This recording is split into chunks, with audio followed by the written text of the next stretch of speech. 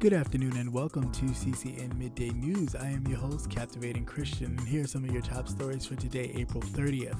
What we know about the shooting death of Ahmaud Arbery. Trump erupts at campaign team as his poll numbers start to decline. Over 70% of tested inmates in federal prison have COVID-19. Florida has ordered coroners to stop releasing coronavirus death data. And an embarrassing moment on live while in the hospital.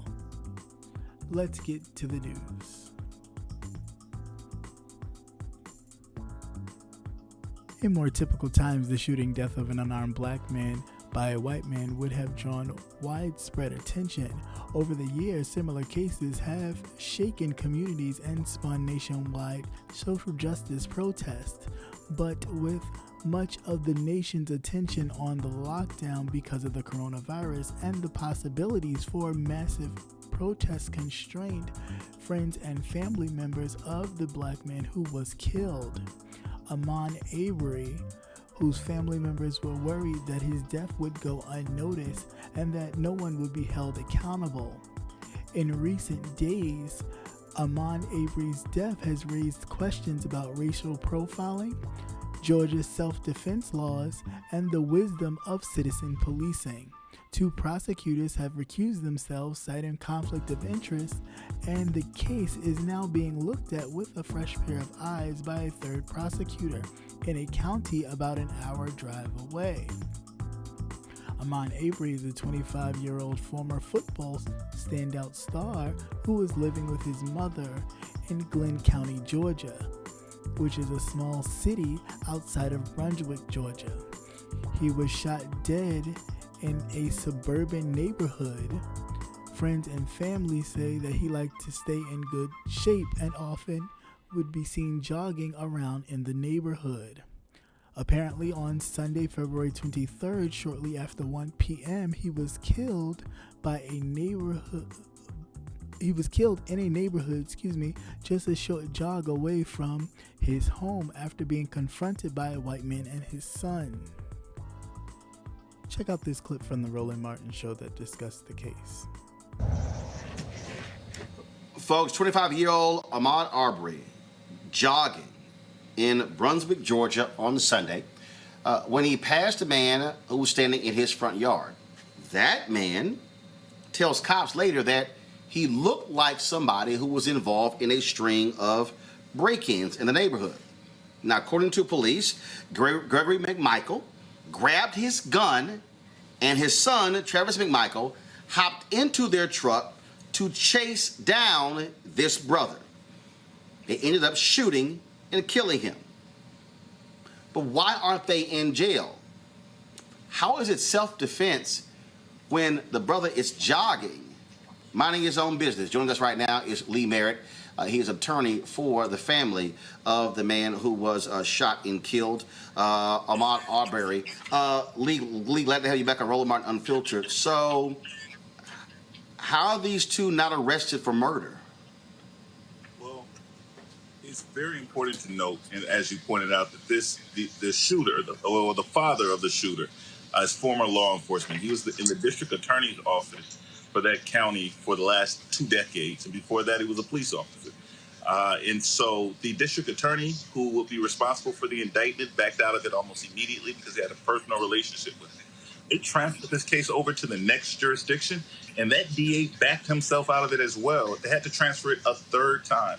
It is now with the DA for Liberty County in South Georgia. We are encouraging everyone to call Liberty County, where it's been for the past 2 months, and encourage them to start an investigation.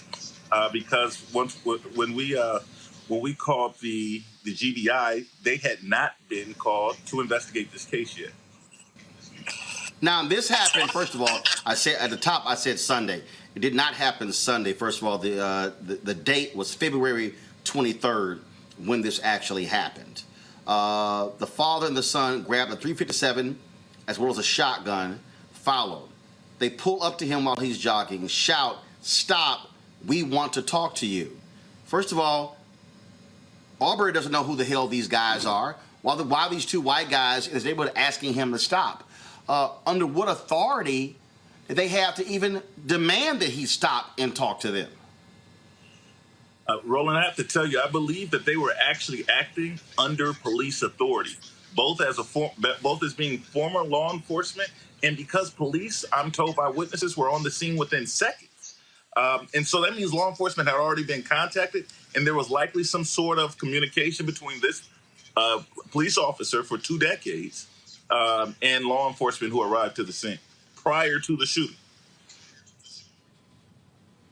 Now, this is I'm reading a piece from the New York Times. According to documents obtained by the New York Times, a prosecutor who had the case for a few weeks told the police that the pursuers had acted within the scope of Georgia's citizens arrest statute, and that Travis McMichael, who held the shotgun, had acted out of self-defense. First of all, let's just reset this. I'm sorry, go ahead. I was going to say that was nothing more than opinion by a friend of the shooter, right? And so this was not a legal opinion. Any attorney, and I've spoken to the attorneys both in the state of Georgia and other people who have just looked at federal law, because that law in the first place needs to be challenged on its face, because the idea may be race neutral, but in places like South Georgia, that is giving white vigilantes a green light to go hunt down black people.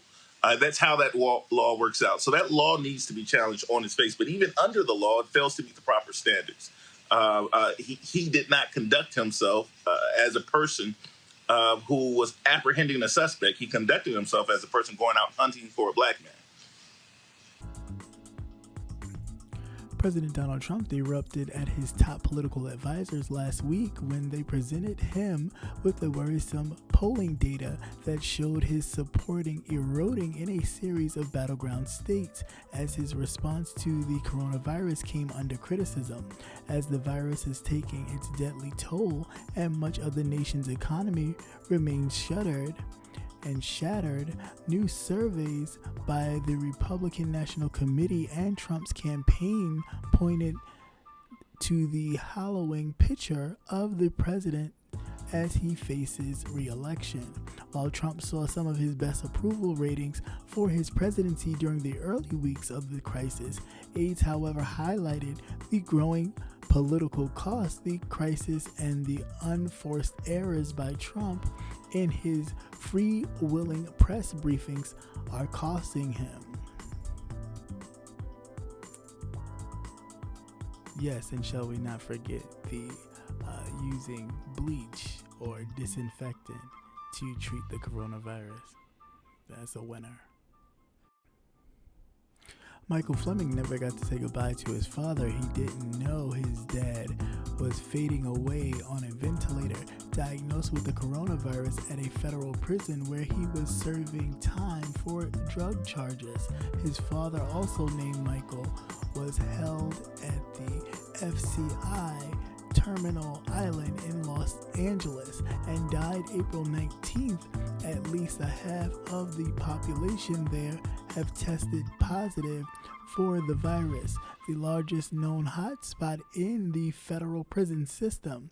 But the first word the family received of the father's illness was the day he died, from prison chaplain asking if the body should be cremated or where the ashes should be sent.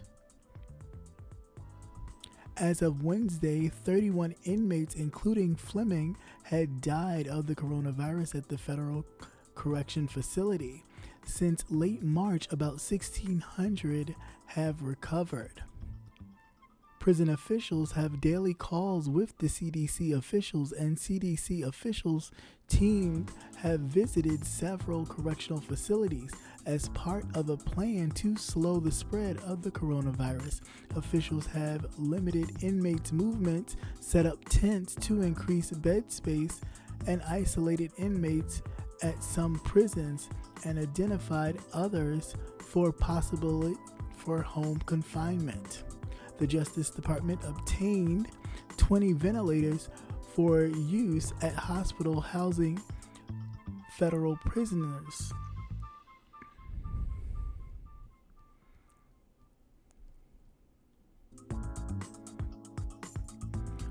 Florida's officials have reportedly withheld medical examiners' data on the coronavirus deaths in the state for over a week, with the policy changing shortly after the Tampa Bay Times reported that the medical examiners were counting 10% more deaths than the state. Stephen Nelson, the chairman of the state Medical Examiners Commission, told the Tampa Bay Times that the state's health department inverted and told him it planned to remove cases of death and cases described from the mortality data. Nelson also told the paper the data is meaningless without that information, and the entirety of the list should be considered public information. In March, the agency attempted to persuade the Miami-Dade County Medical Examiner's Office to restrict access to the death records, according to the Times. Citing correspondence between the two agencies, the county ultimately released the records, including the names of the dead. The Hillsborough County, meanwhile, refused to release records for 2 weeks before eventually releasing the list on Tuesday of those identified as dying from the virus after questioning from the newspaper. The Palm Beach Times County Medical Examiner, who previously provided a spreadsheet of the coronavirus-related deaths, was directed by the county attorney's office last week to stop releasing its information to the Times. And here at CCN, we always like to bring you all of the most informative and insightful news that we can, and also sometimes we like to lighten it up. So here's a bit of some news that you could use, and hopefully it has been somewhat entertaining. Here's an embarrassing moment that went viral. A girl goes on live while in the hospital thinking that she would be diagnosed with the coronavirus. Let's take a look at the video. To discharge you tomorrow. Your urine was positive for chlamydia, so they're gonna Excuse me. So they're gonna give you some oral antibiotics. You'll get your first dose tonight. And once again, thank you for watching CCN Midday News. Hope you enjoyed. Please like, share, and subscribe. Also hit that notification button so you will never miss another news update. Have a great day. Peace.